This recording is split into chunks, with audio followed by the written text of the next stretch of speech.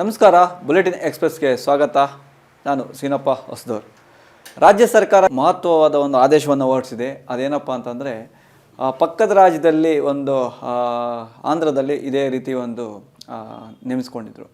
ಸರ್ಕಾರದ ಕೆಲಸಗಳು ಯಾವ ರೀತಿ ಮನೆ ಮನೆಗೆ ತಲುಪ್ತಿದೆ, ಒಂದು ವಾಲಂಟಿಯರ್ಗಳನ್ನು ನೇಮಿಸ್ಕೊಂಡು ಅದ್ರ ಮುಖಾಂತರ ಪೆನ್ಷನಿಂದ ಹಿಡಿದು ಅವರ ಏನು ಗ್ಯಾರಂಟಿಗಳನ್ನು ಕೊಟ್ಟಿದ್ದರು, ಆ ಗ್ಯಾರಂಟಿಗಳೆಲ್ಲ ತಲುಪಿದೆಯಾ ಇಲ್ಲ ಅನ್ನೋದನ್ನು ಮಾಡಲಿಕ್ಕೆ ವಾಲಂಟಿಯರ್ಸ್ನ ನೇಮಕ ಮಾಡ್ಕೊಂಡಿದ್ರು. ಅದೇ ರೀತಿ ಕೂಡ ನಮ್ಮ ರಾಜ್ಯ ಸರ್ಕಾರ ಈಗ ಮುಂದಾಗಿರ್ತಕ್ಕಂಥದ್ದು.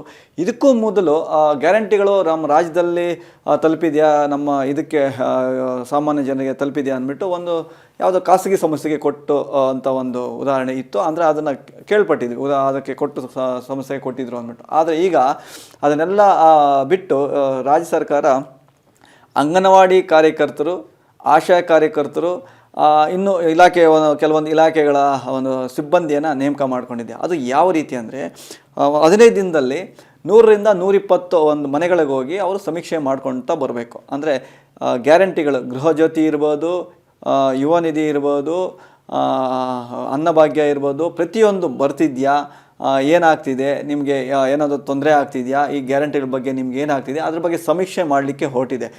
ಎಲೆಕ್ಷನ್ ಹತ್ರ ಬರ್ತಿದೆ, ರಾಜ್ಯ ಸರ್ಕಾರ ಚುರುಕಿನಿಂದ ಕೆಲಸ ಮಾಡ್ತಿದೆ. ಆದರೆ BJP ಏನು ಮಾಡ್ತಿದೆ ಅಂತ ನೋಡಬೇಕಾಗತ್ತೆ ಮುಂದಿನ ದಿನಗಳಲ್ಲಿ. ಆದರೆ ಈಗ ರಾಜ್ಯ ಸರ್ಕಾರಕ್ಕೆ ಒಂದು ಅಸ್ತ್ರವಾಗಿ ಸಿಕ್ಕಿದೆ ಇದನ್ನು ಉಪಯೋಗಿಸ್ಕೊಳ್ಳಿಕ್ಕೆ. ಅದು ಯಾವ ರೀತಿ ಅಂದರೆ, ಇದಕ್ಕೆ ವೆಚ್ಚ ಆಗ್ತಿರತಕ್ಕಂಥದ್ದು ಸುಮಾರು 1.2 ಲಕ್ಷ ಜನನ ಸಿಬ್ಬಂದಿನ ನೇಮಕ ಮಾಡ್ಕೊತಾ ಇರತಕ್ಕಂಥದ್ದು. ಇದಕ್ಕೆ 12 ಕೋಟಿಗಳಷ್ಟು ವೆಚ್ಚ ಮಾಡ್ತಿದೆ. ಸೊ 1,000 ರೂಪಾಯಿ ಪ್ರತಿಯೊಬ್ಬರಿಗೂ 1,000 ರೂಪಾಯಿಯನ್ನು ಎಕ್ಸೆಸ್ ಆಗಿ ಅಮೌಂಟ್ ಕೊಡ್ತಿದೆ, ಅಂದರೆ ಈ ಸಮೀಕ್ಷೆ ನಡೆಸಲಿಕ್ಕೆ. ಸೊ ರಾಜ್ಯ ಸರ್ಕಾರದ್ದು ಈ ಒಂದು ನಡೆ ಎಲ್ಲೋ ಒಂದು ಕಡೆ ವಿರೋಧ ಪಕ್ಷಕ್ಕೆ ಎಲ್ಲೋ ಒಂದು ಕಡೆ ಕಂಟಕ ತರುತ್ತೆ. ಒಂದು ವೇಳೆ ಪಾಸಿಟಿವ್ ರೆಸ್ಪಾನ್ಸ್ ಅಂದರೆ ಉತ್ತಮ ಪ್ರತಿಕ್ರಿಯೆ ಇದರಲ್ಲಿ ಸಿಕ್ಕಿಬಿಟ್ರೆ, ರಾಜ್ಯದ ಜನ ಕೊಟ್ಟರೆ, ಖಚಿತವಾಗಿ ಕೂಡ BJPಗೆ ಇದು ಮುಳುವಾಗುತ್ತೆ. ಈ ಸರ್ವೆ ರಿಪೋರ್ಟ್ ಮೇಲೆ ಅವರು ಕ್ಯಾಂಡಿಡೇಟ್ನ ಆಯ್ಕೆ ಮಾಡ್ಕೋತಾರೆ. ಸೊ ಆಮೇಲೆ ಅಲ್ಲಿ ಯಾವ ಕ್ಯಾಂಡಿಡೇಟ್ ಸೋಲ್ತಾರೆ, ಯಾವ ಕ್ಯಾಂಡಿಡೇಟ್ ಗೆಲ್ತಾರೆ, ಈ ಸಮೀಕ್ಷೆ ಮೇಲೆ ಹೋಗ್ತಾರೆ. 100% ಇದು ಎಲ್ಲೋ ಒಂದು ಕಡೆ BJPಗೆ ಮುಳುವಾಗುತ್ತೆ.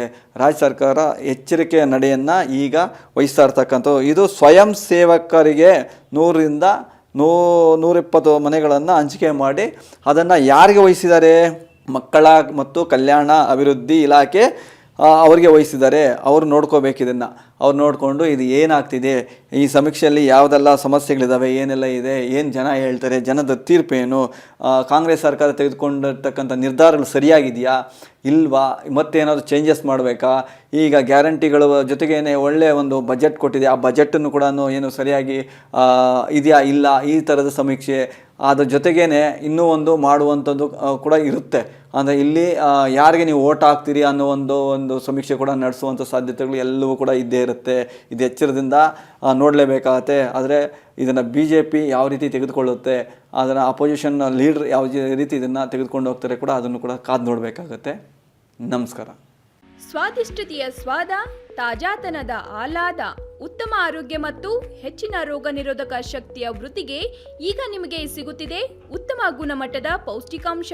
Shri Vaidik millet health mix. ಇದು ಸಿರಿಧಾನ್ಯಗಳ ಸಂಪತ್ತು.